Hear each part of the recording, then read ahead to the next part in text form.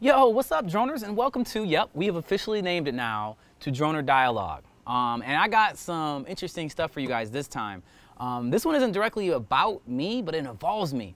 And it's also like something that really, this is one of the things that, like, as a commercial drone pilot, this is the kind of thing that kind of keeps you up at night because you just don't know.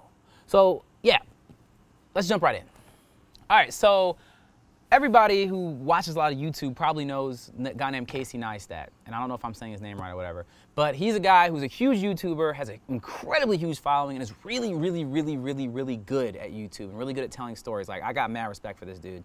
Super good on camera, super good at editing, super good at making videos, like just a machine when it comes to doing that. At some point, he was releasing a video every single day for a long period of time, and it was all really good. I'm a fan, huge fan of that. But one thing I never was a fan of was his reckless regard for just flying drones anywhere, specifically in New York City. Like, if you watch some videos, like, he actually had a drone flyaway happen in, like, downtown Manhattan. Like, where he's testing a drone, like, flying over people, just doing whatever you want to do, and it just flew away. And he's like, oops, and it's just like, dude, you can't really do that. You can't do that. You can't just fly over people in places, like, that are heavily populated with drones.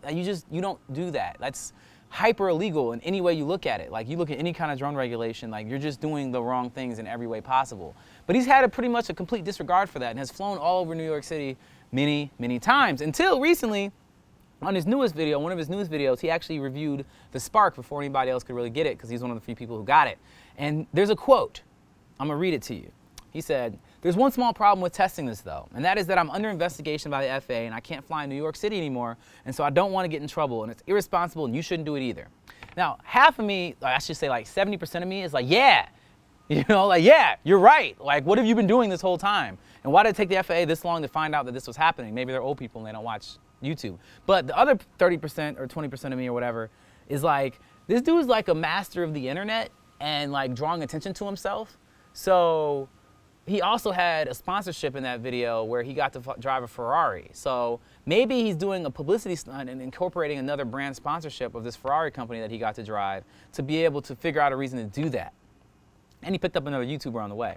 So I'm just like, I could see it going either way. I could see that be a story pivot that he turned into an opportunity that actually is something that's happening. But either way, like, to me, I think regardless of what's happening, he did the right thing.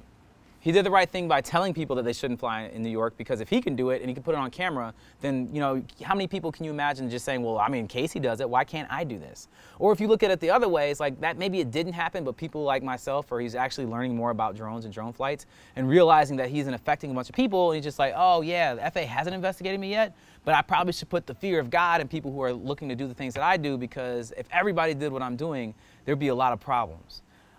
So all that to say is that, one thing that I deal with, like I said in the beginning, it keeps me up at night, is when can you fly and when can't you fly? Like, where do you need to get permits? Where don't you need to get permits? Where am I flying commercially? Where am I flying as a hobbyist? As a hobbyist, you don't need to get permits. You just need to know where you can fly and where you can't.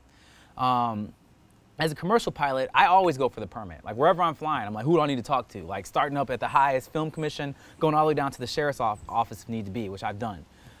Always going to get a permit if I can, get permission from whoever owns the land. Like, I'm going to go as far as I can so that every single time police pull up on me, by the way, which has happened, I can throw them a giant piece of paper that shows them that I'm not doing anything wrong. And I have a real fear of being in trouble with the police, so I like to be as legit as possible, as should you. So one thing you have to realize, a lot of people don't realize, is that no matter what you're doing, if you're flying a drone to film something, like, that means you want people to see what you're filming. And, it doesn't take a big brain to realize that someone was flying that drone.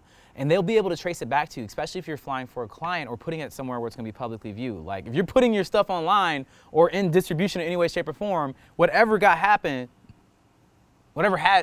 shot is able to, you can trace that back. And that is going to go right back to you. And what could happen? There's a lot of things that could happen, and you don't want to know about any of them because they're not fun. They're just, even at the worst case scenario, it's a small fine, but the small fine is going to take up a lot of your time and money. And it's just not worth it. It really isn't worth it. So my advice is, if you can and you're flying commercially, always look for the permits. If you're flying as a hobbyist, just use your Hover app. Just open up the Hover app, check it out, the Before You Fly app, and make sure you're in space that you can't fly, so you don't have to end up, or you can fly, so you don't end up having to get a Ferrari and drive out of town and review drone stuff like Casey Neistat. Yeah.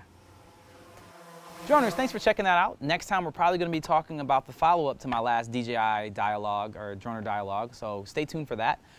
And check out this video right here, because this is probably the coolest opening video to a drone show that's ever happened. Or you could check out, bam, the other droner dialogues that I have referenced here. So you should do that, and always subscribe because we out here, and follow our Instagram at dronerofficial, and stay fly.